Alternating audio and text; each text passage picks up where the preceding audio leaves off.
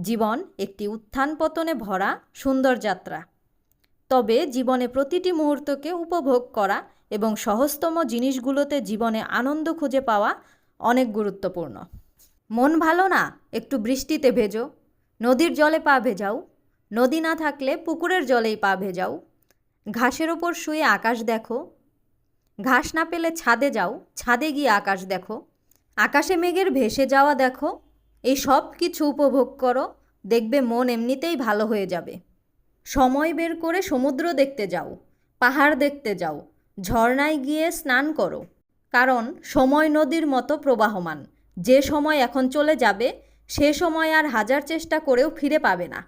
তাই বর্তমানে যে সময়টুকু তুমি পাচ্ছ সেই সময়টুকু উপভোগ করো, আনন্দে কাটাও।